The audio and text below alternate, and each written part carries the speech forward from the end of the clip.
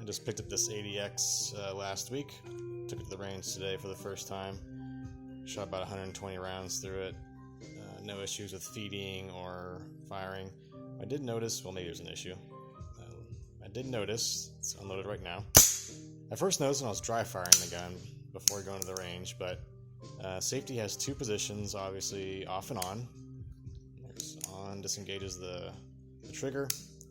But if you have the hammer back, and then when you have the hammer back, you can put the safety in this kind of halfway position. It's a pretty noticeable switch. And I was like, oh, it disengages the it disengages the trigger. It's like maybe this is like a cocked and locked position, like if you're a 1911 kind of guy, you just kind of sweep the safety down on your way out. But I noticed when it's in this position, for reference, for those that haven't seen it, if you go all the way up, it drops the hammer or decocks the hammer and turns the safety on. Then you can lower the hammer all the way. But when it's in this position, this position, if you squeeze the trigger and push it to the left of the gun while you're pulling it back, it drops the hammer. Just like that.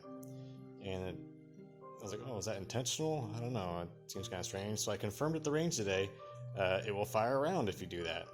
And I don't think it's intentional because you can see the safety, when it did that, it took a chunk of the material right off the slide there. So let me zoom in a little more so you can see right there. This half position disengages the safety, but if you push it over while you pull it back, that's what happens.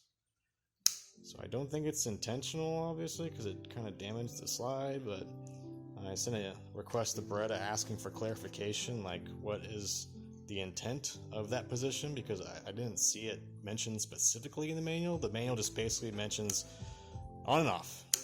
So keep an eye out for that.